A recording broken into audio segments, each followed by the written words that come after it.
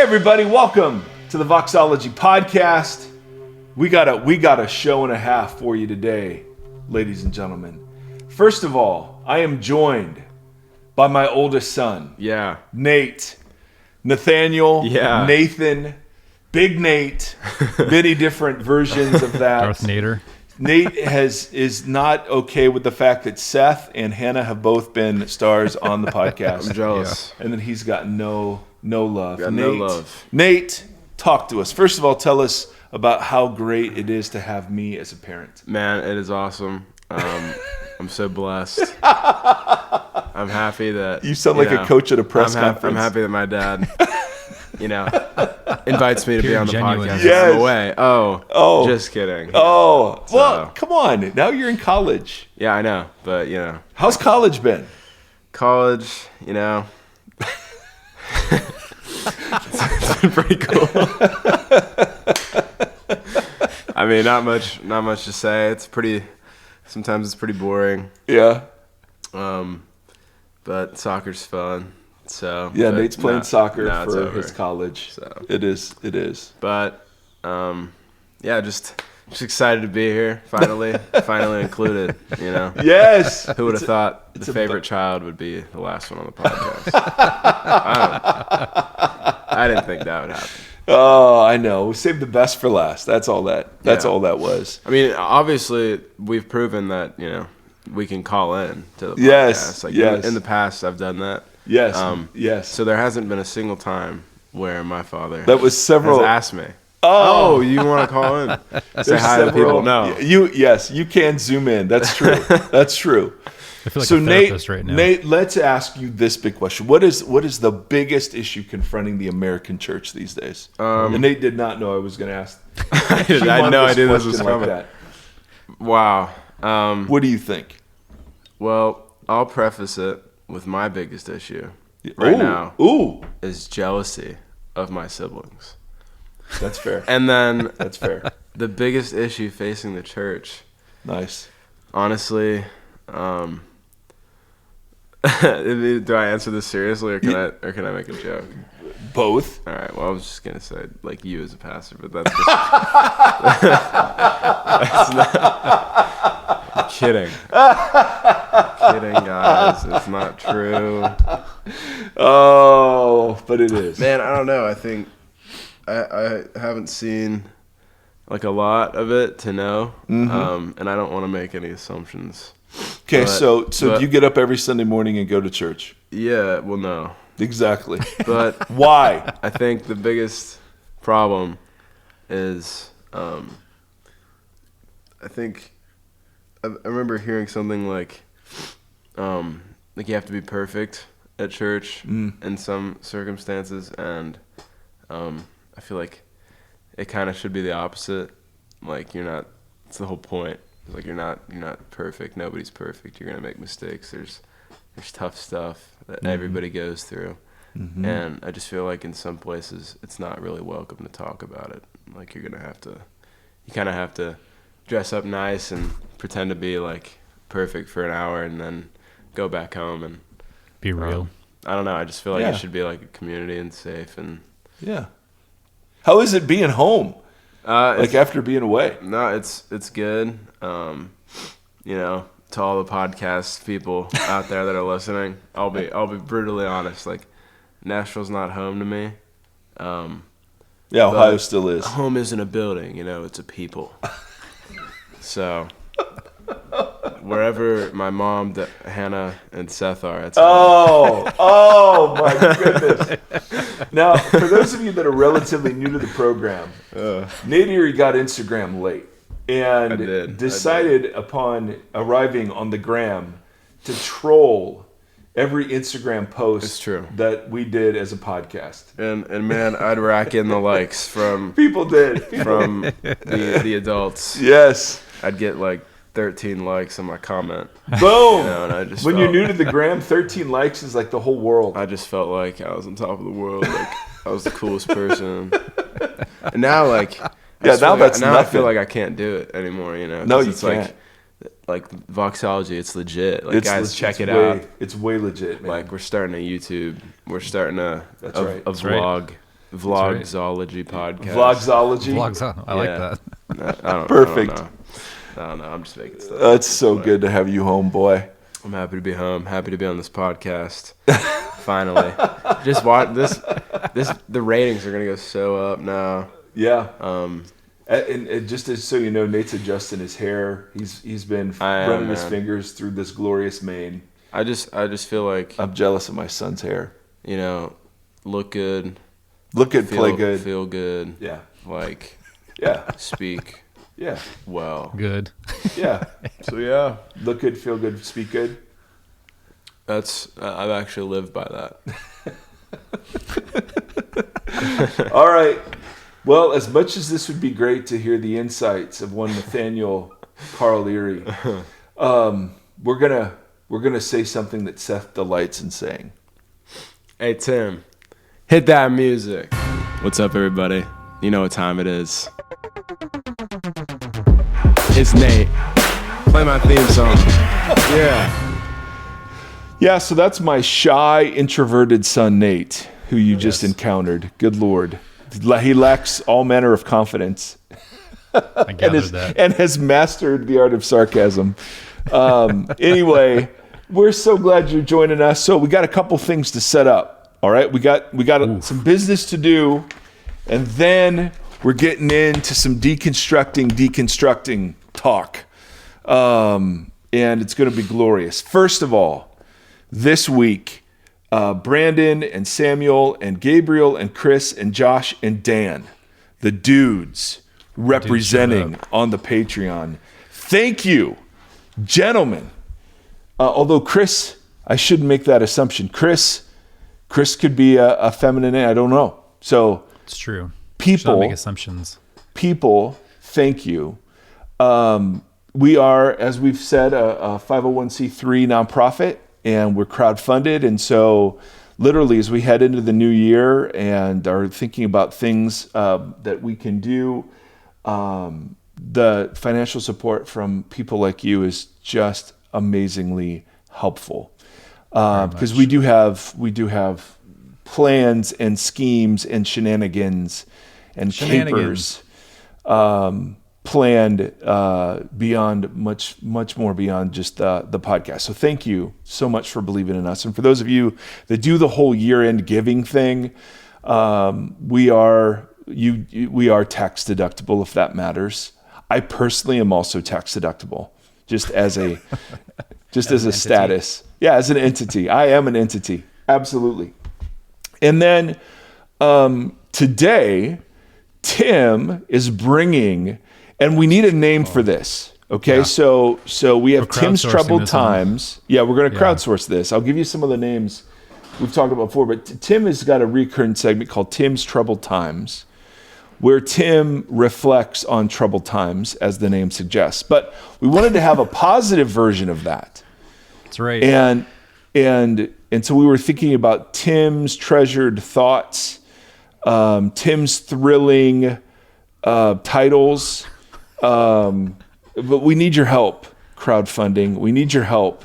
Tim, tell us about this segment, what we're going to be accomplishing, and then people can let us know if they have good ideas for it. Yeah. So, just real quick, podcasting's super weird.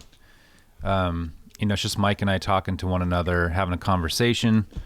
And oftentimes you'll forget that there are thousands upon thousands of ears that are listening and participating in that conversation. And, when I talk about churches in my hometown or whatever, I'm usually speaking in generalities. Most of the conversations we have happen off air, right? So in tons and tons of emails and social media exchanges and conversations. And that becomes like an amalgam of stories and scenarios that I'll comment on or that affect me in different ways. And I don't want people to think that it's about them directly, especially churches in my town that are doing great things. It's important. Let me say this. I'm not a pastor. I'm not doing the hard work every day with people. Mike is, but I'm not, and I've resisted doing that for a long time.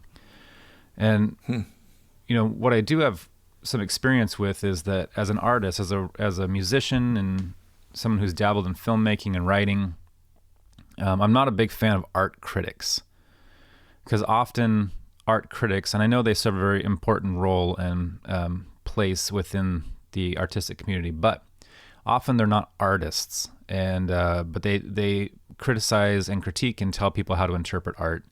And I think that in a lot of ways I become a critic of churches and pastors, but I'm not a practicing pastor. And so in that way, I kind of have, and sometimes I become something that I despise, and I don't like that. And I don't want to say that, I stand by all the criticisms that I make, all the troubled times that I have had. Those are all real, and I'm not trying to take any steam out of that. I just don't want people to feel like those are directed at them. But one of the things that my wife, Shauna, she threw back on me, Gombas's, the anger and the powers of principalities at play with anger. And she said, you know what? You sound really angry. And she's correct. I am very angry. And I don't want that poison to be I'm working on getting it out in general, but I don't want that poison to be the only thing that's in the well. So this is in an effort to do better. I want the churches in my town to succeed. I want the Big C church to succeed. I want to see you flourish and heal and do good. So in light of all of that, I want to introduce a new segment that highlights things that the church has been doing well in the world. We don't always see that stuff. So I want to spend time highlighting that and giving that some space. So this is a story that that came across my desk about a church. It was faxed in the Netherlands that held this 96-day long prayer service because in that country the government is not allowed to interrupt church services, and they're trying to help a family that was being deported an Armenian family that's being deported, and so they held this service so that the government couldn't come in and take this family, and the government ended up allowing the family to stay and a bunch of others. And it was just a cool, and one of the things the article says that the families together had like 700 children that are not going to be sent out of that country, and a lot of them have been there for over a decade. And so it was this really cool way that the church, not for publicity and not for anything, just for those families, did something super positive in the world. And I want to acknowledge that I know that stuff is happening. We live in a salacious time period where we only really see the super negative or dark headlines because those sell, because we all like to look at car crashes for some reason. We don't often see the really good ones. So I wanted to highlight that. And then I saw this rather cool one. So this is the segment, whatever it's going to be. Tim's trying? Tim's thoughtful. So you thoughts. guys send us we need help. But there's because the but it needs to match up well with Tim's. Not helpful. This is a Christian podcast. So in the sense of being pastorally, it has to have alliteration. Yeah, Tim's tepid thrills. Yeah, Tim's tickled times. That's a terrible one.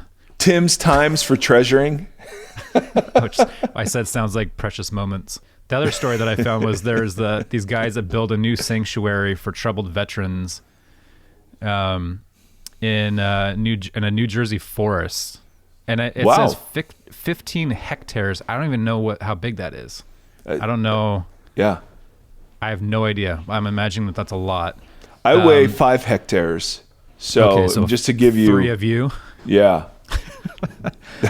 But he donated however big that is in New Jersey forest for homeless outreach organization for veterans who have been suffering. And his thing was his partner got bladder cancer and died and wasn't really being taken care of by Veterans Affairs and different things. And he was just saying, hey, our government's not doing a great job of taking care of our vets, which is something that both sides of the fence seem to advocate for, right? Both conservative and progressive have their different versions of how they advocate for how we should be taking care of veterans. But often we're not really seeing that done. And these guys came and did it on their own and just said this was a need that needed to be met. And so they made a place for displaced veterans to come and work through addictions and mental health and other things like that. I love that. Thought that So was we pretty need cool. we need some help. First, we need a title Yes. for this segment. But secondly, if you come across anything, dear listener, singular, in your wanderings on the interwebs that you're like, hey, this is really cool. Yes, that was. I love that. Yeah. because that stuff doesn't come through in the main headlines. But if there are great things that you see the church doing, where they seem to be embodying what Jesus has asked of us for one Yeah. another, send it Yeah. to email Hello. it to us. Yeah, Hello at Vox Podcast. And I know we haven't updated it, but we We'd forward like it to highlight it Yeah, hello at voxpodcast.com. I love that. because we're not only just negative Nancy's over here. Negative we're- Nates. we're Let's just dancing. say negative Nates. No, we're dancing Nancy's. That's right. For the you Dave Matthews fans. But speaking of not being just critics, we have a fun conversation today. Look at that segue right there. Look at that. I know. So a couple weeks ago, a guy who had been a guest on our show, Joshua Ryan Butler, had written an article for the Gospel Coalition website. It's talking about the 4 causes of deconstruction. That caused quite a stir on the interwebs, and so we got some emails about it and listened to it and talked about it. We've done 2 episodes. One episode was just more of, hey, we're critically engaging with the piece, and the second episode was more along the lines of Of all of you guys critically engaging with the of piece. you guys critically engaging. But here's how cool Josh is. So he listens to our first episode and says, hey, appreciate your guys' thoughts. Let's talk together. And I was planning on reaching out to him with that anyway, but he totally beat me to it. And how cool. So we threw it out on Facebook, hugely popular website, and Instagram, Nate's Instagram, and said, hey, we're having Josh on, what kind of questions? And I don't know, we probably got 25 or 30 or more questions, and they were super articulate. I spent several hours last night copying them down, organizing them into 5 different sections. So I didn't ask them all verbally the way that you wrote them, dear listener. Right. But the questions seem to break into, hey, Josh, what was your intent behind the article? Right. What's your definition of deconstruction? Did you talk to anybody who was deconstructing? Is deconstruction always bad? You mischaracterize deconstruction. Hasn't deconstruction always been a part of the faith? And then what would you change if you were writing the article again in light of some of the pushback you've received? Yeah. And I want to make it really clear, like, I was worried about recording an episode like this because neither Tim nor I represent the official council of deconstruction people and, have some authority to call forth Tim, who has betrayed, our articles of incorporation or something. I mean, all I know is that I don't know nothing. Yes, I don't know nothing neither. And so it's another segment. We were knowing nothing neither. Yes, Tim's not knowings of nothing neither. And so we tried to walk a line of, like, we're not here to interrogate Josh about his article. Right. He's being gracious to respond. And so we wanted to just kind of have a conversation more deeply into some of the points he was making. And one of the things that we established early on in the podcast is very rarely do we just debate people that in the moment of an interview. We want to hear their best stuff. And so Josh went deeper into some of the things that he brought up in the article. And so I think you'll find it really helpful and stimulating. And you may not end up agreeing at all, but there's more context there. And I think it's a kind of practice we want to get into as Christians to show this sort of generous hospitality with each other with whom we disagree. And not only in our criticism, but allowing then Josh to come and clarify or tell us where we missed him or misunderstood or misrepresented him. Yeah. So with that, we'll link that original article, Timothy's type-worthy topical talents. And you can check that out. And then It's getting out of control. I know, seriously. Anyway, I hope you enjoy the episode. Josh is just great. I know it's a long episode. We were over an hour with him, but there were so many great things you all were bringing up that we wanted to hit at least the majority. So thank you for doing that, and hope you enjoy the interview. Until next time, friends, thanks.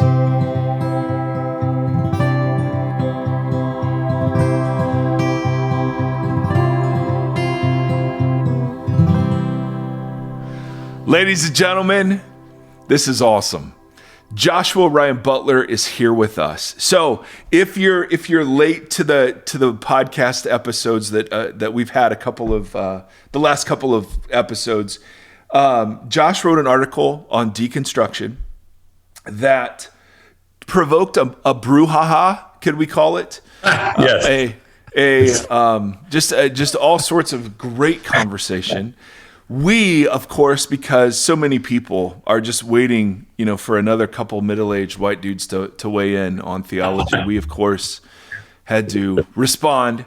And then people responded to our response, so we did another one. And then Josh, the stud that he is, said, hey, I listened to the first one, and if you guys want to keep talking, let's keep talking. And so, man, we're so grateful to have you on, and we have questions for you, my friend. How are you doing, first of all? Yes, great, man. Well, first off, thanks you guys. Yeah, I appreciate you guys a ton, Mike and Tim, and just, dude, thank you. I loved listening to the first one. I shared it online. I told you, hey, this is a great resource. I think it furthered the conversation in a lot of great ways. So yeah, man, I was just stoked for the chance to get to process through some of the ideas together and interact on it.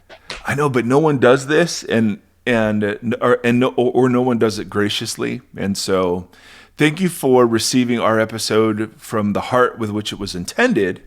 Oh. And I'm just so proud of you for wanting to engage with this stuff. I think it's the coolest thing ever. Before we dive in, we asked our audience, our incredibly freaking intelligent audience. Let me just tell you that right now. I was like reading some seminary textbooks through some of these questions. Right, it was amazing. So questions for you. But before we get there, as you listened to our episode, was there anything we misrepresented or got wrong, flat out wrong, or that you disagree with, or any of that stuff? I'd love to give you the floor to say, hey, I would have, maybe nuanced this, or actually agree with you here, or disagree with you there. Totally. No, man, I would say big picture, man, I loved most all you guys had to say. That was really good. And I think we actually have a lot of common ground. So that was really cool. We can dive into that. But it was funny because I was listening to a lot of it and going like, I don't actually either disagree with that or feel like it necessarily contradicted what I was writing. But That was sort of a realization I had. The article as a whole is like, I had a particular frame in mind, I think, as I was writing it. And the realization that some folks were reading it with a very different frame in mind, that I realized like, oh, we're kind of seeing this through two different grids, what I'm saying. So I thought it would be cool kind of process through it together. So maybe to give a little backdrop, man, kind of the frame I had in mind, I think, was that, maybe a little story, how the article came to be would be interesting first. So I got asked to speak at a leadership conference type thing earlier this year, and that went really well. And I got asked by another buddy, hey, can you speak at this other kind of leadership gathering that we had? And I won't name names because I don't want to suck them into my vortex of hate mail. But there was a broader context to both those environments where I think everyone, there were other talks, other things on themes like race and justice in the church, on this dealing with the reality of abuse and cover-ups and things like that in the church. And some of that got addressed in the broader talk as well. So and then my talk, out of maybe take a 10,000 word talk, you kind of whittle down a 3,000 word article, and then that gets edited to an 1,800 word blog post. And I think a lot of that context got lost, So I think the frame that I had in mind while writing it was I think we've tended to treat deconstruction often in many circles as primarily just an intellectual issue, and so people have these questions, there are these answers, and so it becomes kind of a apologetics type thing, right? And I get that. I mean, I've written books that help address some tough topics of the faith and all. And the heart of the article for me was kind of going, dude, when you walk with people, you dig beneath the surface, there's actually a lot more going on in people's stories. Like they've got wounds they've experienced from other Christians. They've got disillusionment from the moral failures of the church. They've got and some crappy teaching, that's kind of playing out, but they just assume they've got some fundamentalist backdrop, but they're assuming that's like historic Christianity. They've got a desire to kind of live on their own 2 feet, autonomously from God, kind of on their own terms, or they may have some social pressure they're experiencing and facing. And so, and the good news of the gospel, I think, is that the gospel actually has remedies for those things as well. And so the frame I had in mind was kind of that very smaller personal frame, kind of how do you walk with someone and recognize that it's way more than just an intellectual thing. There's a lot more going on. That piece still seems pretty plain and obvious to me. So then when I realized, it was like, whoa, a lot of the critiques seem to be reading. So when I say 4 causes, I'm going, man, these are 4 significant factors that can be driving in someone's story as they're entering a process of deconstruction. What I found, I think the 4 causes language, other people read that, and this is probably on me for not doing a better job giving more clarity in the writing of our article, framing it. But I think people came in going, these are the 4 causes, kind of socially, culturally, ideologically, ecclesially, driving the deconstruction phenomenon at large. Yes. And I was just going, dude, yes, that's a vitally important conversation. It's one I have loads of thoughts on. It was just kind of way bigger than the frame of reference I had in mind for this little article that was going to be kind of a, that was a summary for people who were interested in your talks. Totally. That was sort of a, So all I'd say, man, I think dude, it's a really important conversation. And and so I listened to a lot of stuff you guys are saying. I was like, yeah, yes and amen. Let's dig in. But I do think, I think that context or frame that I had in mind was kind of like, you got a friend or family member in the living room and they're just going, man, I'm kind of wrestling with my faith right now. I just don't know if I can believe in God anymore or whatever. And the heart behind it was kind of go, dude, how do you be attentive, not going to kind of question answer mode, apologize, whatever, be attentive to the story you want me at the surface. And I think the way it got the frame that many received it in, I think, was kind of here's the be all end all on what's happening with deconstruction in American church right now. And that indeed, I'll own, I think it was part of that I should have done a better job seeking clarity in how I kind of framed and in the writing of the article, probably to make that more explicit. I think I assumed it, and what happens when you assume. Oh, good Lord. Oh man, I've done my share. Absolutely. But that's interesting, because one of the questions we got from our audience was, hey, what do you hope to accomplish? What did you hope to accomplish when you wrote this? And that, I think, is a much different takeaway than a lot of the people we've interacted with. They didn't come away thinking, man, thank you that somebody's seeing that there's a bigger picture than just like, hey, I'm not sure I believe the virgin birth, that there's trauma behind this. There's all sorts of things behind this. And so I think that's a great sort of place to start, is to say, okay, great. And I think that, articles are tough. I mean, 1,800 words, so all the grace there. But yeah, the cause word was probably the one that people were stumbling over in terms of, okay, well, my deconstruction doesn't fit into any of these categories. So, another question we got, and this sort of fits into the kind of the first category. And thank you so much for receiving these. We just have a great community, and it's so fun to be able to do this. But we got a question on Instagram. How does Josh reconcile writing an article that opposes deconstruction after writing a book, Skeletons in God's Closet, that is all about deconstructing our traditional ideas of heaven, hell, and resurrection? So the tonal, maybe there was a difference in tone or whatever. And part of your answer to that is, well, I was addressing 2 totally different audiences. But how does that question strike you? Yeah, no, that's a great question. I mentioned so a couple of thoughts. First is, I mentioned in the article, and I do believe like there are good versions of deconstruction. And the imagery I use, I mentioned a buddy of mine, Seth Trout. I will name drop because he's brilliant on this part. And What's his name again? Seth Trout.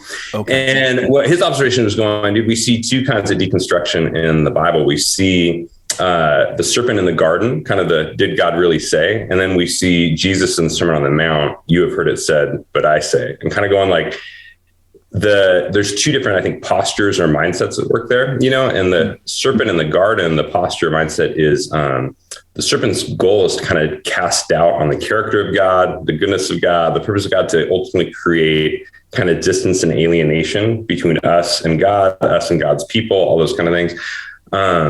And unfortunately, I would argue, and this we can get into a minute if we want, but I would argue that seems to be a lot of the,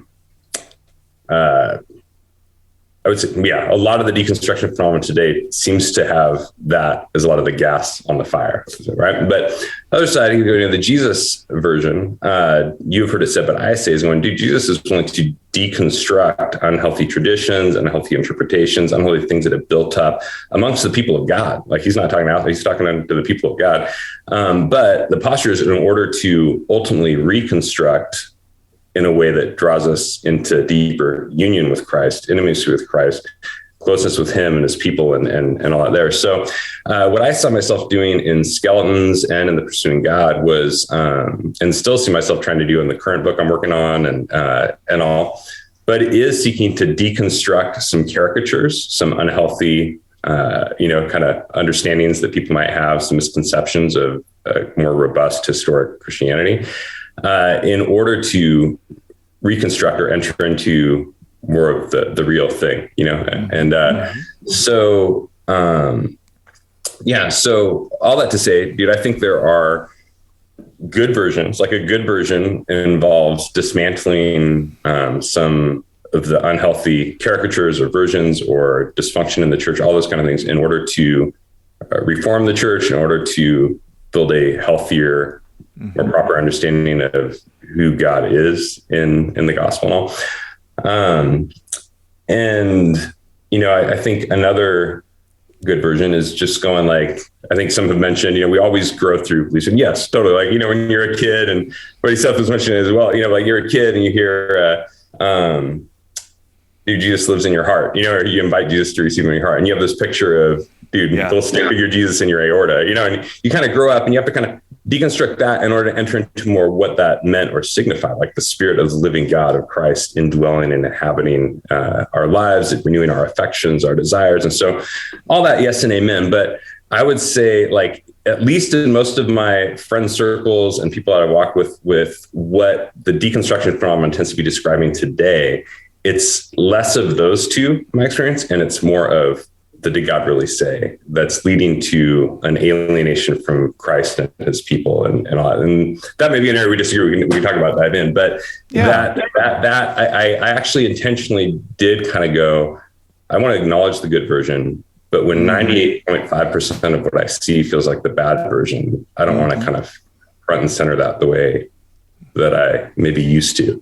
The bad version is kind of ends with, and correct me if I'm wrong, but it kind of ends, it's a path that you would see as like kind of throwing the baby out the bathwater at a certain point. Like that once you start to question things with that intent, that leads to just kind of wandering in a pasture, being like, well, then what? Does that feel accurate? Yeah. Yeah. So that it seems like there's such a fine line, because when I'm deconstructing traditions, I was told that God did say them. And so to have someone say, hey, did God really say, take whatever article, the Genesis is completely literal, right? That's like, I don't know. I totally get what you're saying. And there is, I think there is a difference between healthy and unhealthy, but I don't know that I can clarify it as finely as a distinction as that. You know what I mean? Because there seems to be like I mean, I was told that complementarianism was part of the gospel, and I don't know where you are on that, but I don't think it's part of the gospel personally. But there's a moment when someone has to whisper, "Hey, did God really say this?" Or so how do you how do you kind of discern, or can it be some of both, and you have to just sort of let it play out before you can see which kind it is? Yeah, and there could be some context here that is factoring into it. So my hometown, Portland, 40 years where I grew up in, and now in a college campus environment, a lot of the context in which I see the deconstruction language and process taking place tends to be in an environment that is moving people away from Jesus and his people, you might say, right? And but I do think that, like, I zoom out and broader national conversation. I've read Jesus and John Wayne, listened to Rise and Fall of Mars Hill podcast. I'm seeing abuse cover-ups in the church. I'm seeing totally crowds of people chanting, "Let's go, Brandon." And a lot of that feels very foreign to my kind of immediate context that I'm operating in. But I get that actually what many people, maybe in the Bible Belt or in different parts, in different contexts, that what they're describing with deconstruction may be very different from the kind of phenomenon I'm kind of seeing. No, that's really good. We actually got a couple questions about that. Did Portland and then Arizona, did that sort of affect? Because the predominant emotion that I pick up from people, not that we're some experts on any of this, but the emotion that I feel undergoing it, and the emotion that we see expressed a bunch towards us, has been grief and lament and sadness. It hasn't been, God, you're no longer here. You're,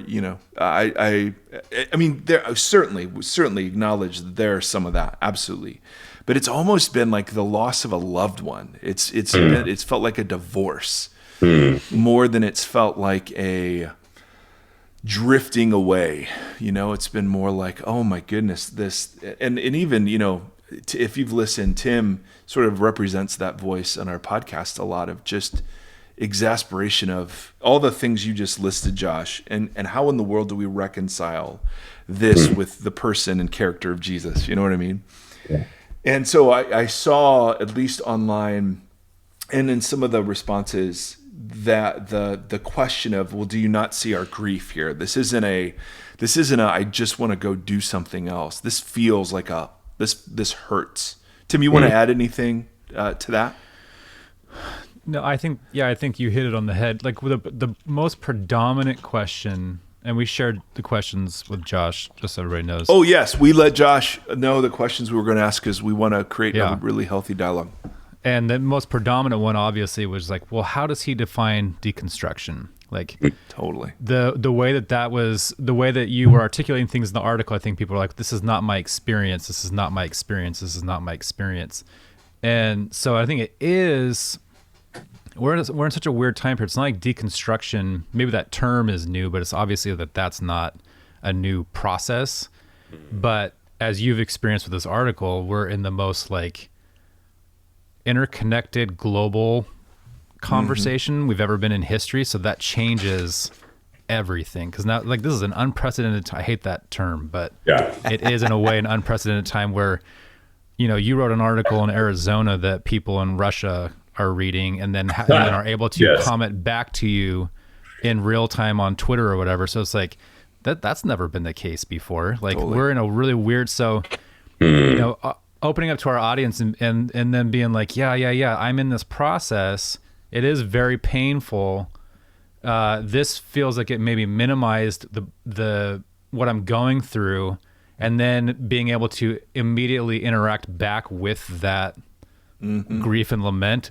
That's a totally new feature to our existence. So I think that is, people are really like, how does he define this? And I think you just kind of did that. And I'm curious too, at the beginning of that, is the article intended for church leaders, like people who are walking with people through different versions of deconstruction. Is that what you had in mind in part of that too? Is that, because some of the deconstruction, when you're saying like it's good teaching versus bad teaching or this or that, there's like, this may be the cause. And then this is how you may come alongside somebody to speak into that cause. Does that make sense? Is that? No, it's a great question.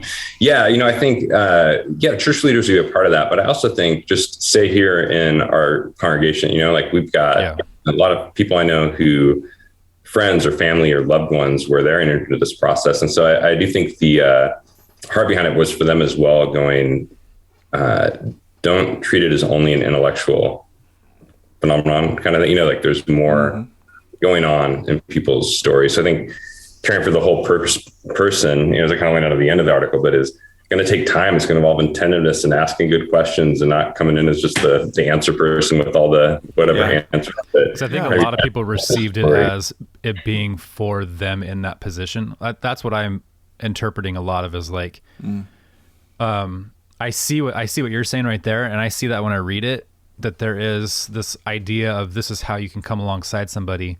But I think a lot of people received it in the valley of their despair, and they're just kind of like, what? It's not my fault. I listened to the interview with, New Evangelicals. I should remember his name. It's Tim. New Evangelicals. And I know that was a lot of his pushback was like, it's not our fault. It's not our fault. It's not our fault. And I think that even in the responses that we got, you get a lot of that, like, it's not my fault that I was abused. It's not my fault that X, Y, and Z happened. And so there's that kind of spinning moment for people where they're kind of like, I don't know what to do with this information because I didn't put myself here.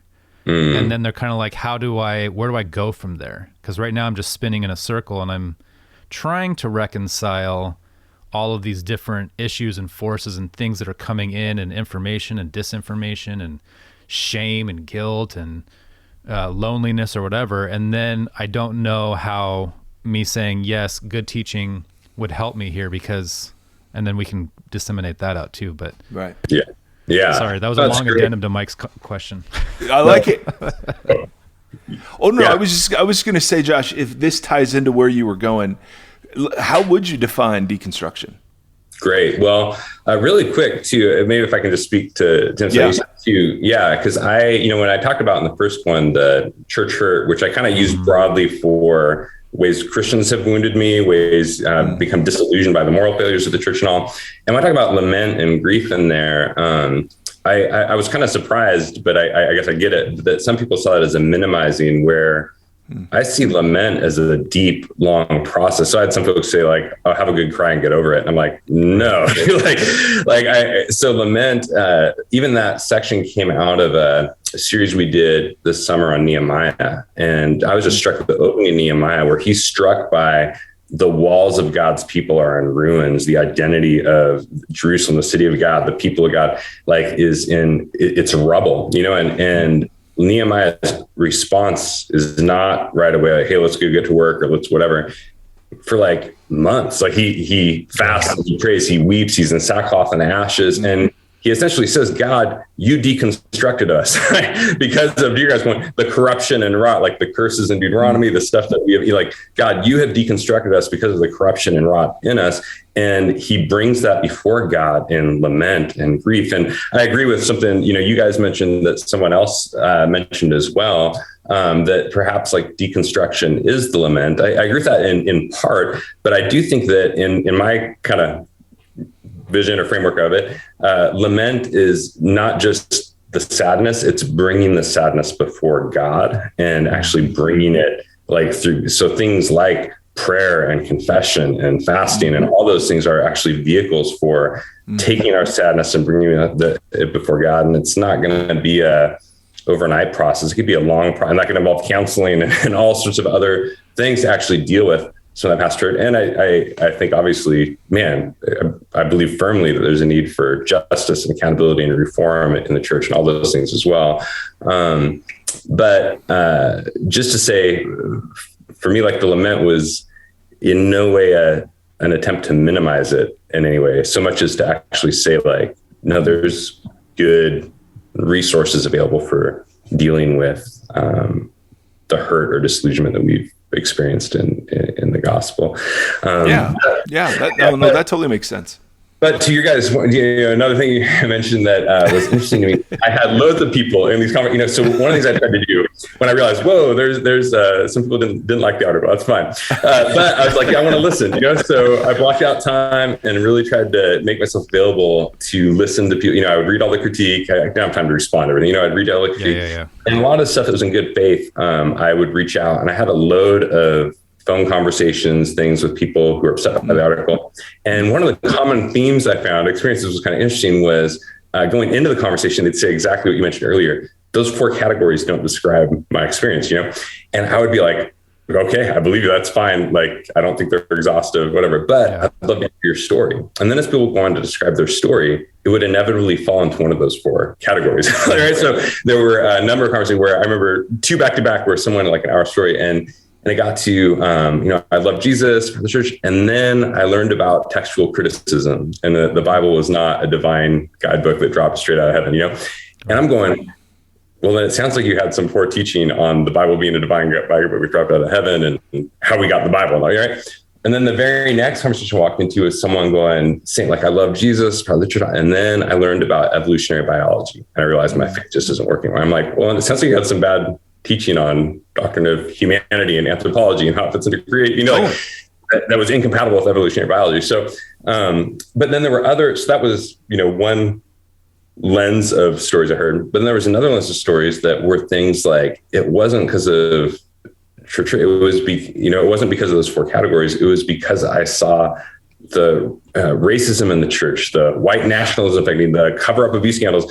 And I was going, exactly. I mean, that feels to me like, just, I tried to define the church pretty broadly to go about disillusionment with the moral failings of the church and ways the church is wounded. So, and all I have to say, like, I want to be humble. I want to be a good listener. And I get maybe, I could have written some things more clearly perhaps, but after the last few weeks of really seeking to listen, I believe there could be more categories in those 4, and I can even think of 1 or 2, but virtually all of the stories that I've heard still feel like they do fit into that, those buckets at some level.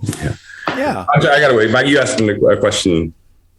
No, Josh, this is so good because we're not some tribunal arbitrating whether or not your article was good. We're just, this is just fun. We want to be a community that sits around and talks about really good and important stuff together. Well, and evidence from this is just like, this is the conversation right now. Like, as evidence from our community, and then just the people that you've been in contact with, like this struck a nerve because the nerve is exposed. Like this is a very, very relevant. So I think every conversation we have on this and trying to nuance out, the blood of the issue or whatever, that's, people in their cars right now, like whether they're angry or they're sad or they're whatever, they're like in the process of this right now. And they're like, I think these conversations are helpful. I hope they're helpful. Yeah. So let's get back to that idea of deconstruction, because that was I think a lot of people, at least from our community, were wondering, for you, is deconstruction just deconversion? And like, what is your operating definition of deconstruction? And it doesn't have to be, some formal quotable thing. It can just be whatever framework you've got that you were operating from. That's great. Well, yeah, here, I'll read in the introduction to the article, I kind of linked to it. I was sort of trimming down, but I linked to an article where in the intro that was defined this way. And this is the way I'd see it. Deconstruction is the process of systematically dissecting and often rejecting the beliefs you grew up with. Sometimes the Christian will deconstruct all the way to atheism. Some remain there, but others experience a reconstruction. But the type of faith they end up embracing almost never resembles the Christianity they formerly knew. So I would say that's kind of, and again, I don't think that's always a bad or a negative experience. I think that there can be, experientially, I think a lot of folks are deconstructing out of a fundamentalism, and if it's deconstructing that in order to enter more of the historic global church, I mean, whether that's Catholic, Orthodox, Anglican, Anabaptist, like big church, little church, like I have a very broad, generous vision of what the historic global church is. But if it's re-entering if it's deconstructing the little shanty of fundamentalism out in the backyard or to re-enter the majesty of the big home, then I'm yes and amen. But experientially, and again, this could be because of Portland college town, but experientially what I'm seeing, that's not often the direction of what it's heading towards. Yeah. What are you seeing? Yeah. Like if there was like an average deconstruction story, what's the story that's kind of in the background as you were engaging with this? Totally. Maybe a metaphor would be metaphors. I love metaphors. So I had two friends who were in London recently, and they sent me this picture of a building on Hyde Park. So if you're familiar with Hyde Park, it's like what Central Park is to New York, Hyde Park to London, right? And so, and this building on the edge of Hyde Park, it's like a historic, looks almost like a church, like the facade, the front of this beautiful historic building. Only it's kind of under construction behind it. And I guess there's this law in London or something that you can't remove or tear down the facades of these historic buildings. And so instead, there's a big banner right next to this building that says Deconstruct UK. and what has happened is they've removed the walls, they've gutted out the entire inside, the foundation's getting pulled out. And so if you're in Hyde Park looking at it, you can see the facade or face of this big ancient historic building. But when you look through the windows, there's nothing behind it. Like it's all whatever. And so what my concern has been is that in the environments I'm in, at least, a lot of what the deconstruction seems to be is tearing out the guts of a historic Christian orthodoxy and still being left with perhaps the facade, or eventually kind of like, how do I even need that anymore? And like that toppling down. When at least from where I sit, it's kind of like, dude, I think there's a beautiful historic mansion here, or a beautiful historic, there's an architecture to both the doctrine and ethics of the Christian faith that, yes, it needs reform. Yes, there's junk we've got to deal with and all, but I think what is the end game that the process is oriented towards? And I'm concerned that there are many cultural ideologies that we often don't recognize that are driving some of the modern deconstruction phenomenon that are actually have as their ultimate game a dismantling of the historic thing. What are some of those? Yeah. Well, maybe one angle to talk about that, would be the fourth cause got the biggest pushback, I think, street cred. So, not one. Yeah, people do not like that one, right? And so I hear, one of the critiques that people had, and I get it, was people going, dude, I've lost family or friends. There's relationships that it's strained or been painful for. This has been a painful process. I didn't ask for it. I wasn't. And dude, I get and affirm that all day long. Like, yes and amen, right? But I still feel like it's a significant driving factor. And here's a few maybe reasons why. What I was trying to describe by street cred was just an accommodation to social pressure, some of the social pressure that's there today. And the reality is this works both ways. So back in the day in Christendom or the Bible Belt, however many, years ago, whatever, but like there was street cred there. Like, dude, if I call myself a Christian, if I go to church, that gives me credibility in public. So I think, I think of like the realtor in the Bible Belt. He's like, if I go to church, whatever, that's a lot of potential clients or customers. They're not going to say that, but they might be thinking that. Or politicians throughout American history have identified as Christian, but times because you're not going to get elected if you don't necessarily. So the street cred cuts both ways. I get that. But I think a few observations on our current cultural climate where I think the street cred is pushing in the other direction. The first one I'd say is the power of relational networks. So Rodney Stark is influential in the sociology of religion. And one of the things he's most famous for there is his work on the role that relationships and relational networks play both in conversion and deconversion. And not just with Christianity, like this work was more on Mormonism originally and how the Mormon faith like grew and exploded so quickly, so rapidly. But he's also applied it to like early church, how did the early church go from this kind of obscure marginal movement to like, boom, a few centuries, significant in the Roman Empire?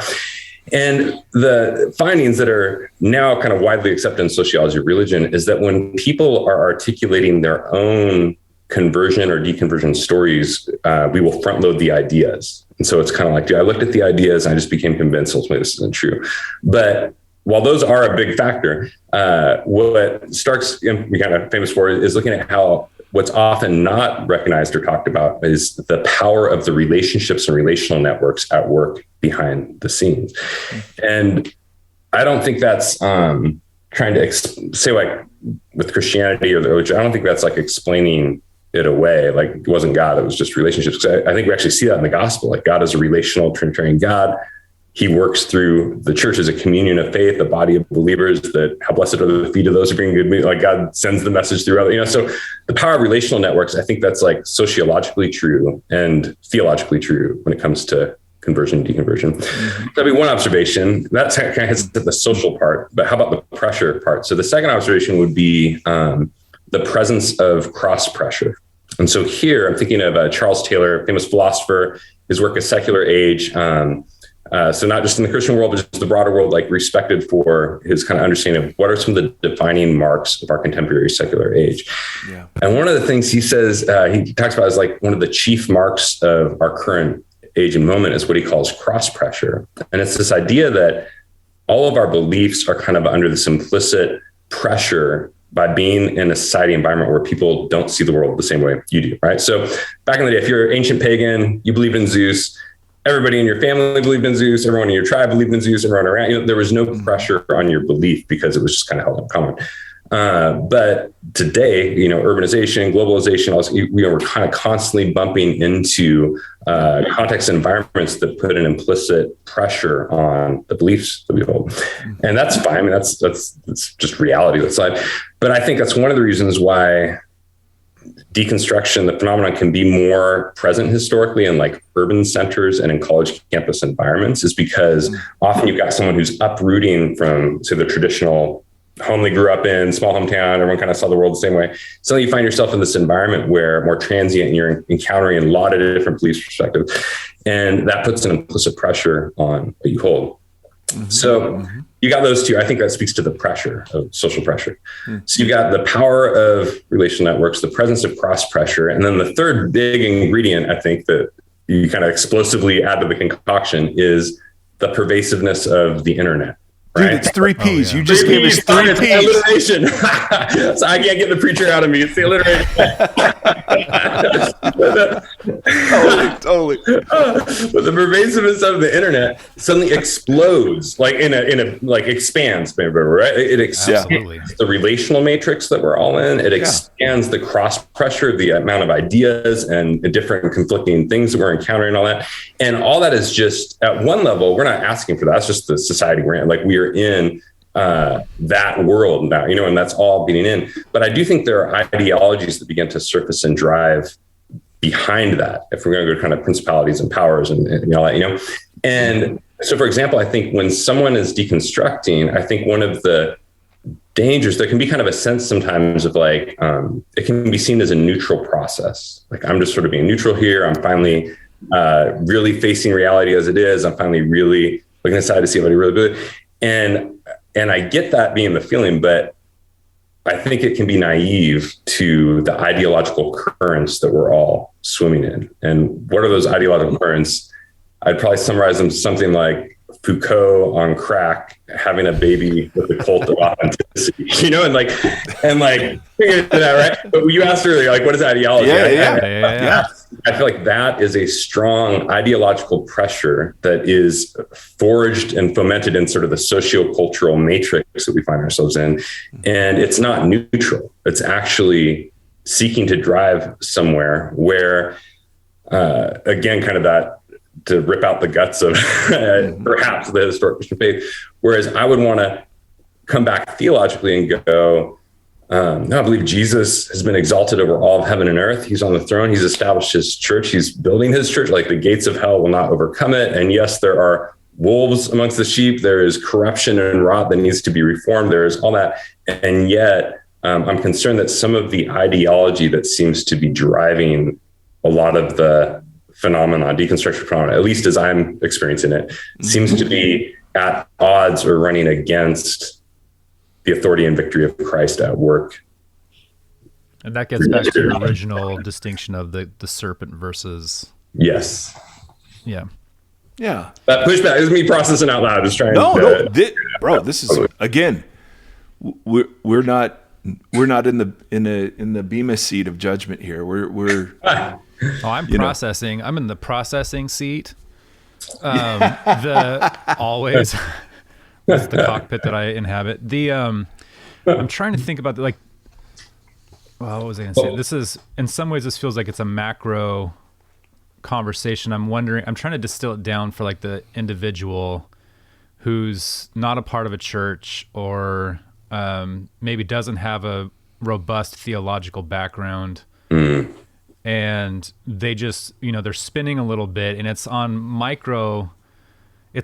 micro, but more, maybe it's on more specific elements of the macro conversation. And look, so for example, again, like everything you just said and kind of what I brought up too, like this is I think we're at a significant turning point in history.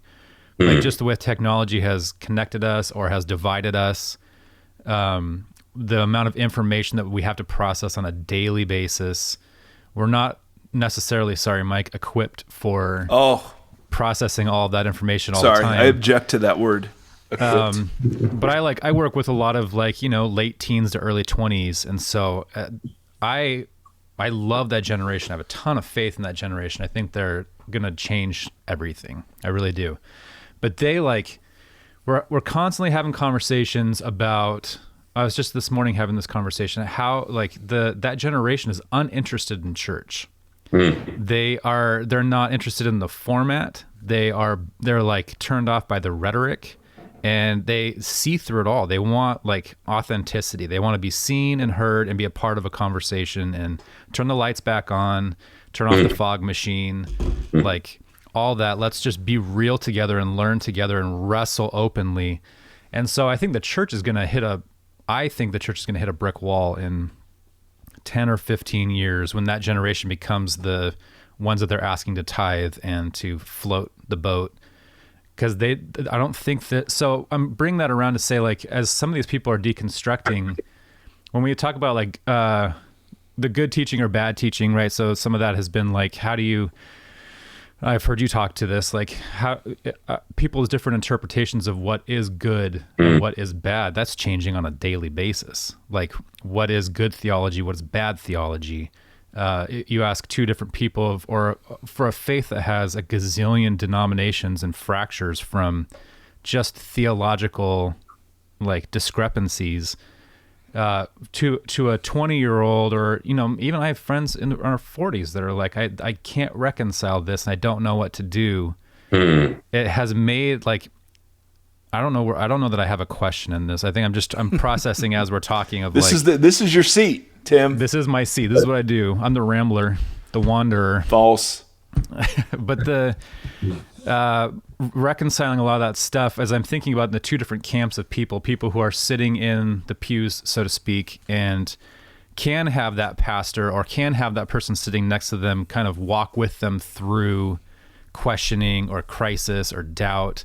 And then there's the people who are I don't even know if I want to enter that conversation because this stuff seems destructive and bad. We've had some conversations on the podcast lately where the church and the way the church is responding, the capital C church is responding to things in our culture, or, when we're talking to Beth Allison Barr about how the church reacts to feminist movements by trying to force women to submit more. The church's reaction to race and to gender issues and that kind of stuff has often been the opposite. And that looks evil and that looks bad.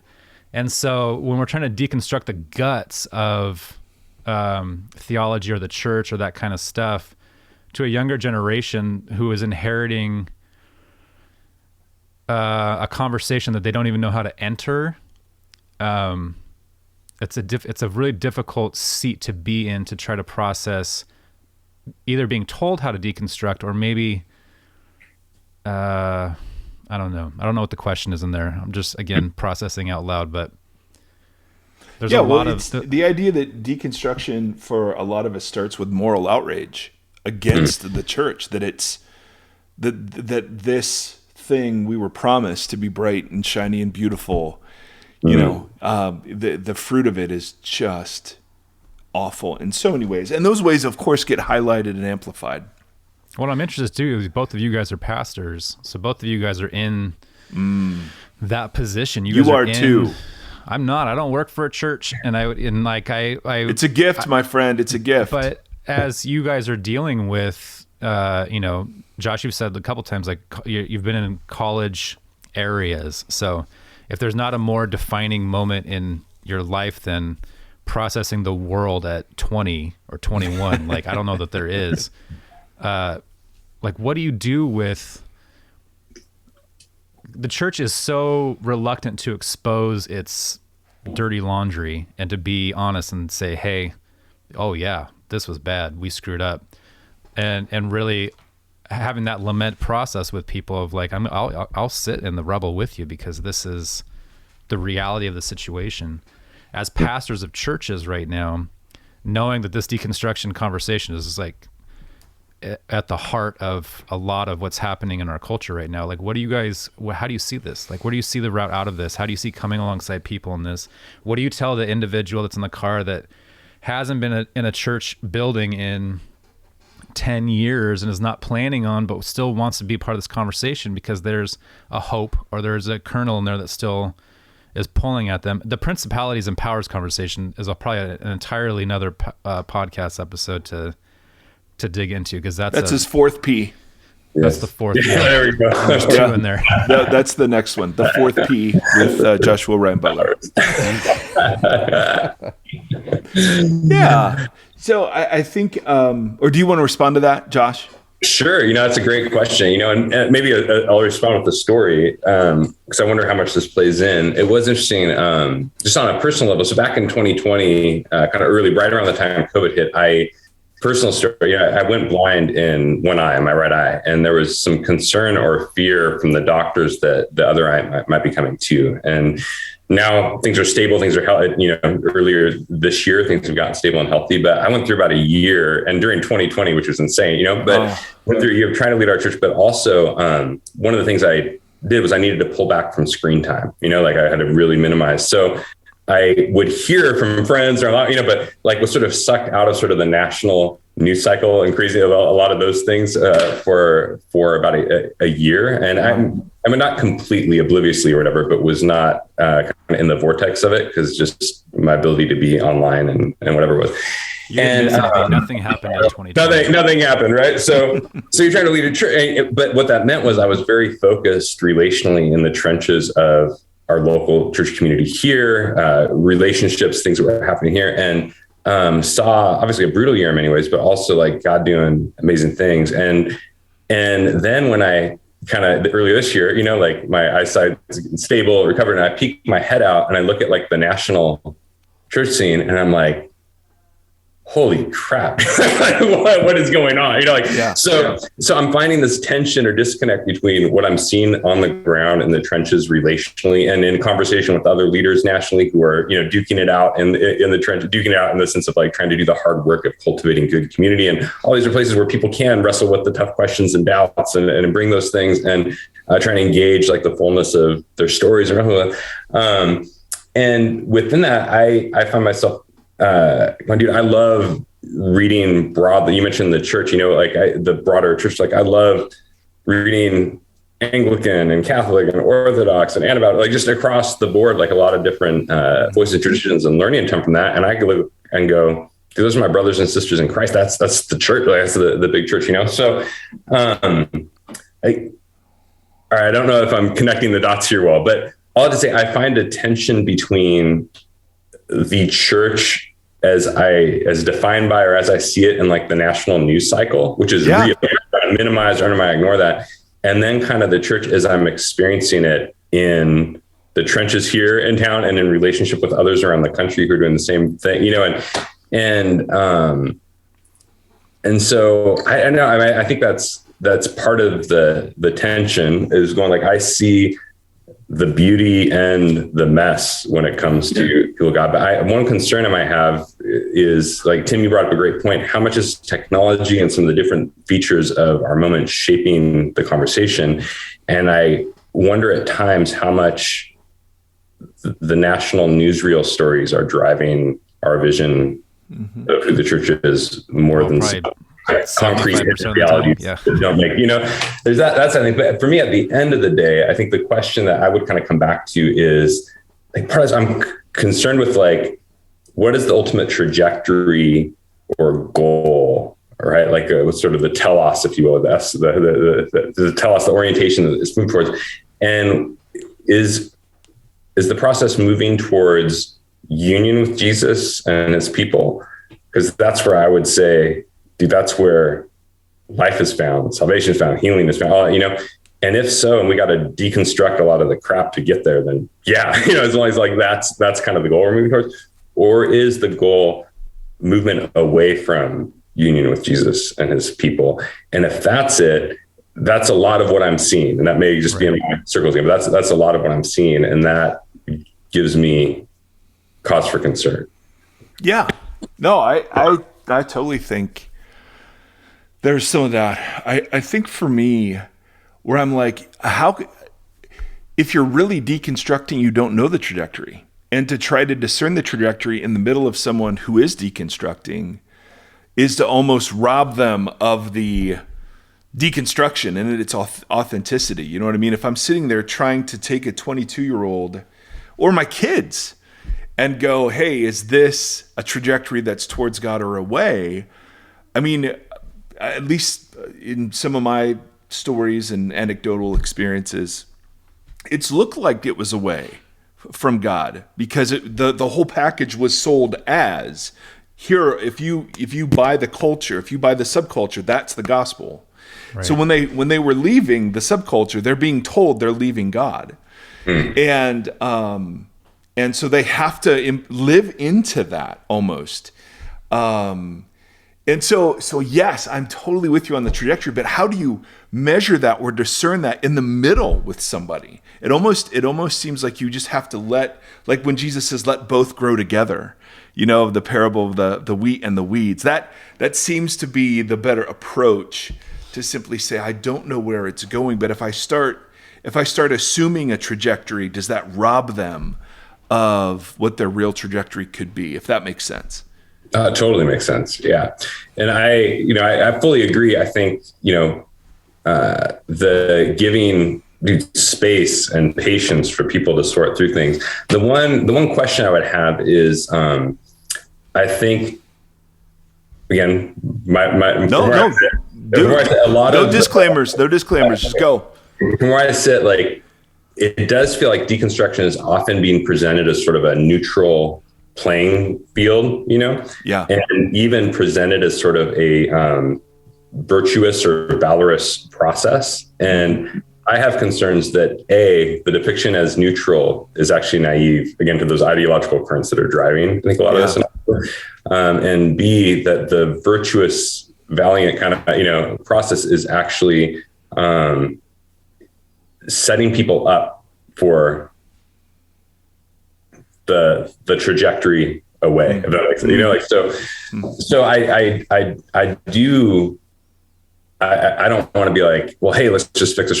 You had some church hurt, have a good cry, or you had some bad teaching, let's just fix it. There needs to be space, it needs to be processed. In my own life, I've gone through periods of, a lot of the books have come out of my own deconstructing my assumptions of what the gospel was and pressing in. And it's not like I read one good book and then wrote skeletons, those like 15 years or so of, deconstructing and reading broadly and building up, and with the goal of but I remember, like, when I got into college and suddenly I had this experience with Jesus, became a Christian, and I had all my friends and social circle around me going like, how can you believe in a God who would, like, how can you hold it? Like, just that pressure coming in and going like, I don't know what to do with this, but all I could bank on was like, Jesus, but I've encountered you and I can't deny that. And that led into pressing in deeper,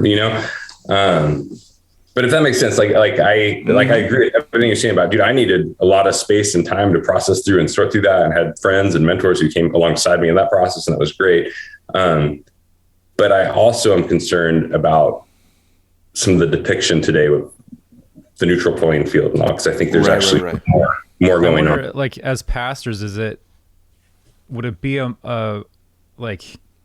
if we were more welcoming of deconstruction and questioning and wrestling as a part of discipleship?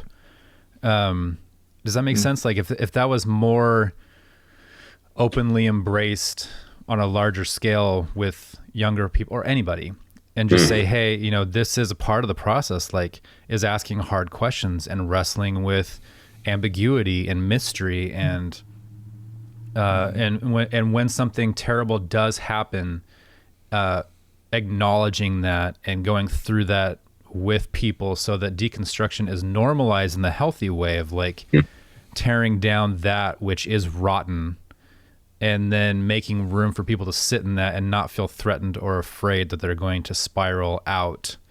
Because I do think I'm not saying in all churches, but in a lot of cases, our track history with how we embrace questioning, or even just with marginalized folks saying, like, hey, I don't want to be marginalized anymore. It's like, hey, church unity is about not rocking the boat, so be quiet and know your place, know your role, and you're going to be okay. We'll all be okay. But it's like, what? No. So I think they're making room for those conversations, maybe, as part of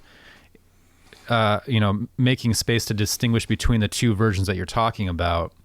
Perhaps that's part of it. It's just that we need to be better at embracing that, the healthy part, or helping to teach and walk with people into a healthier version of it, rather than just letting them, like, toil about by themselves and then either land at one of those two spots, and it's a coin toss with where you're gonna end up. I don't know. I'm trying to. No. That's good. That's good, Tim, because, and Josh, you'll probably agree.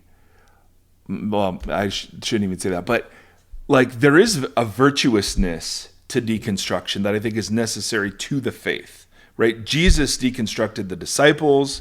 Like, when you look at dark nights of the soul, and the ways in which I think the Holy Spirit sort of leads us into the wilderness, so that we learn to see God more clearly, or whatever. I think there are parts of it that are virtuous.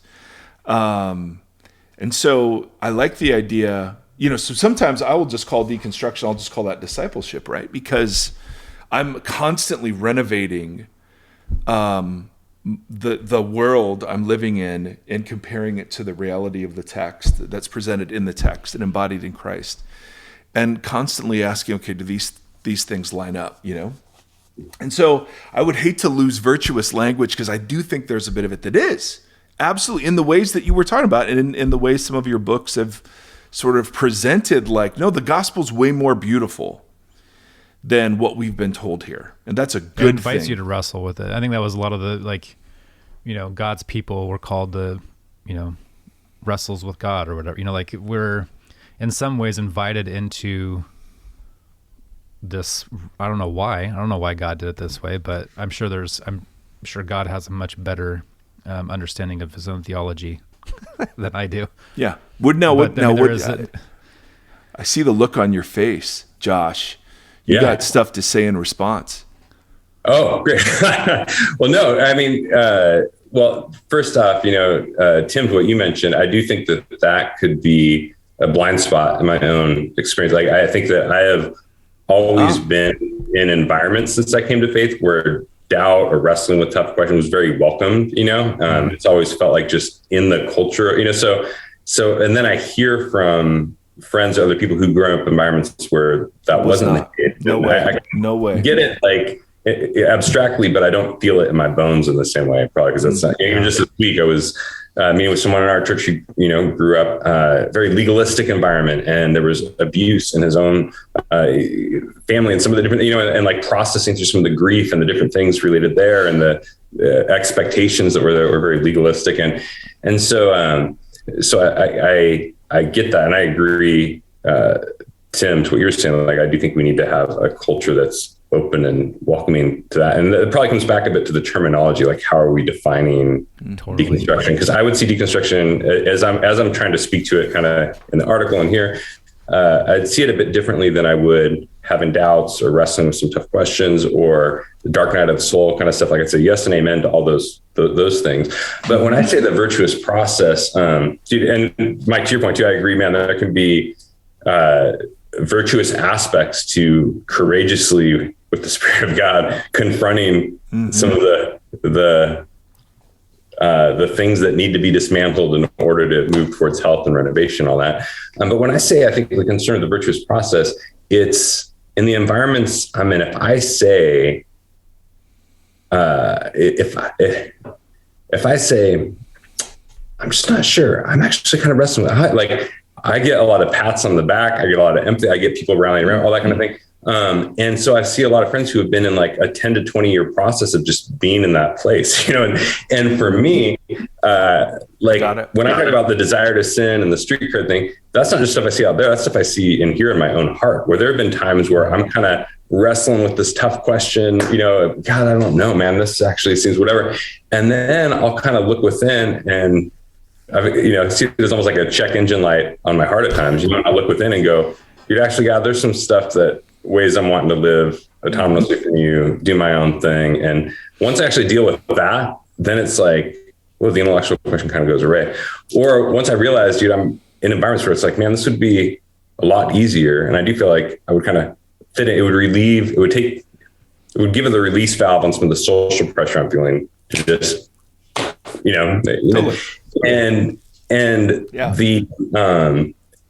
I think that like, so I'm seeing friends where it's like, dude, it's 10 to 20 years of just being perpetually in that state and partly and getting a lot of kudos for it. And I feel like, man, part of being a follower of Jesus in this current moment that we're in involves like a vigilance and a resilience to actually go deeper with some of the disciplines and practices and things like that that can root us in the midst of some of the push and pull that we're feeling around us, if that makes sense. So yeah, I don't know. That was a roundabout way of saying yes, I agree that there can be virtuous ways of, you know, renovation, but I also think there's a type of virtuousness in the way that it's presented that gives a lot of accolades and stuff that can actually celebrates it. Absolutely. So what's the old trope? It's you're cool if you seek, you're not cool if you find. You know, that sort of thing. Yeah. Absolutely. All right, we've kept you on an hour. I'm going to do some rapid fire, Josh, to get through some of these. All right, you've addressed most. The one was one huge one was, what was the intent behind the article? You spoke to that. What's your definition of deconstruction? As you saw, there were loads of questions about that. Did you talk to anybody who's been deconstructing? We got a lot of questions about that. Great question. Yes, you know, that one kind of caught me off guard because I was going, dude, I feel like that's been my MO for 20 years. You know, it's been, you know, I would say, man, I initially saw, you know, a few weeks ago, somewhere that question, I was like, dude, dozens of people, though I think realistically more like 100 plus, you know, and not just like abstract, distant, but close friends, family members, church members, relationships, and some who went through deconstruction process and landed with Jesus, and you know, and some who went the other direction, went away. But even like interacting, and then beyond those 100 plus, like even just broader with skeletons and pursuing out some of the books I've written and talks I've given, things like that. You know, I found myself interacting with loads of people who are grappling with the faith in some ways. So short answer would be yes. I didn't feel like this was coming out of a vacuum or the ivory tower. And this is coming like out of the trenches of ministry for 20 years and just kind of seen. Yeah. And have you experienced, so as someone wrote, have you ever experienced such atom smashing unraveling? Yeah. Well, Have you the atom smashing, again, everyone's story is different. The atom smashing unraveling in my story was encountering Jesus for the first time. So that Jesus was a deconstruction to my former life without him, if that makes sense. Yeah. But it was, so there's that piece. But then there was also, I think, in the process of following Jesus, there had been, I would say Skeletons, that book as an example, came out of needing to deconstruct and dismantle some caricatures I had and revisit, what does the historic church actually have to say about these things that kind of reframes. And then in other ways, even in my own church wounds, things like that, there's been, those, I can see all four of those buckets I gave in my own story. Totally. Have you been influenced at all by the work of like James Fowler or any of those sort of stages of development of faith streams? I've heard of them and heard others talk about them, but I have not read them firsthand. Yeah. That was just one question from a guy named Josh, who I met in California. Yeah, exactly. A huge topic is deconstruction always bad? No. Yeah, I think there's good versions of it. Again, I do think this comes back to what many raise, how do we define the term? There's probably some muddiness there that. Yep. Hasn't deconstruction always been a part of the faith? So was it the Reformation part of deconstruction, or it began in deconstruction? Are there things that are happening that would fall under the banner of deconstruction, but are actually different things? So like you were distinguishing between deconstruction and dark night of the soul. And so I picked up on that and went, oh, okay, that's interesting. Cause I would group that as a form of deconstruction, whereas you have a much narrower version, I think, of what deconstruction is. So let's just start with that big question. Hasn't this always been part of the faith? Great question. Yeah. So I think this comes back again to some of the terminology, how do we define the terms? And one of the things that I have been, thinking about has been, do we need a different term to talk about the good version, right? Because I would be interested to define them by their trajectory. I think I linked to an article Tish Harrison Warren had written, I love, that was kind of like reformation, not deconstruction kind of thing, defining it by kind of the trajectory or goal that it's oriented towards. Or Scott McKnight had used the language of reconstruction, which is going to entail some demolition in order to renovate, so that regard. And I would say, like, I think I used to front load more. I think I would kind of go, hey, there's these good versions, there's bad versions, but again, it's just my experience, but experientially, I feel like 98.5% of the people that I'm seeing and walking with it feels like it's the other version, and so I've been less prone as of late to front load that and more to nuance that in, to go, yes, there are some good versions, but from where I said, it feels like there is a phenomenon happening today across the American church that we probably need to talk a little more candidly and directly about, which we're doing right here and right now, but right. Totally. And then one last one. And these are the pastors and shepherds among us. What would you change if you wrote the article again? Great question.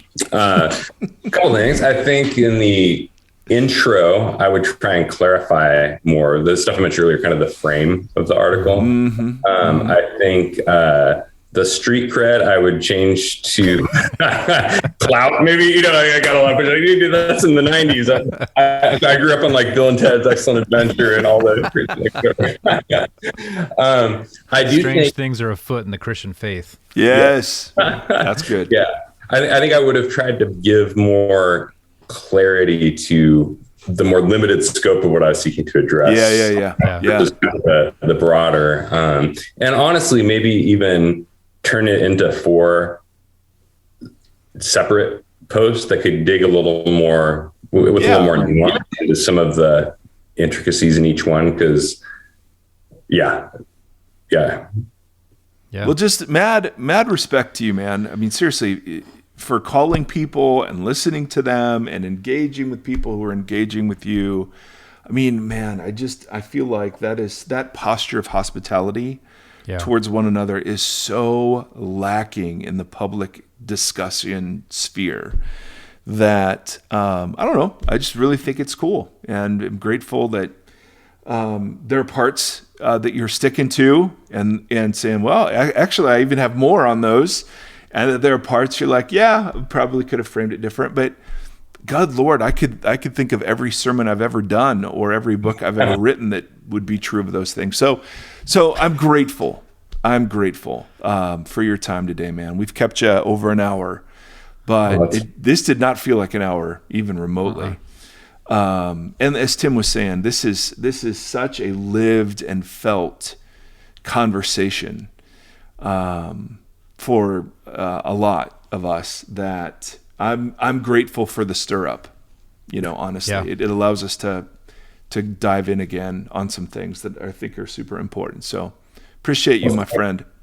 Thank you guys. I really, dude, I love you guys. I appreciate listening. I love listening to the podcast from time to time and appreciate, dude, your guys, just you, both of you, and man, I'm stoked getting a chance to process through some of this together. I think, as you mentioned, one of the things, it surfaced, I'm glad it could be a catalyst for conversation, because I think it did surface, wow, this is I think you used the language of an open wound earlier, going like, dude, there's some really poignant stuff, some themes here that are important for us to probably be talking about more rather than less as the church as a whole. Totally. And dude, appreciate the chance to process through some of this together. No, I love it, dude. Really appreciate you.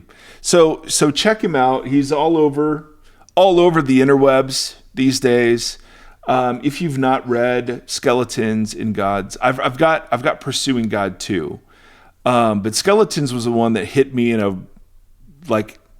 a time where I was beginning to think, oh, maybe the question of hell isn't as closed as I'd been told.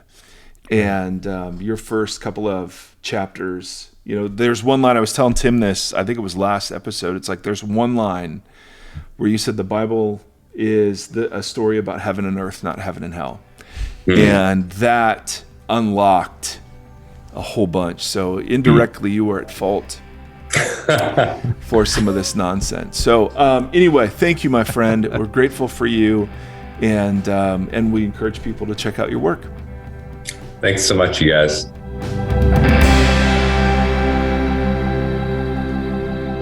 Thank you for listening to this conversation. Voxology is a 501c3 nonprofit organization that is supported by listeners just like yourself. If you'd like to partner with us, you can do so at patreon.com/Voxology. You can also join the community and hang out and chat with us on the socials. Facebook.com/Voxology Podcast and on Instagram @Voxology. Thank you for walking the long road with us.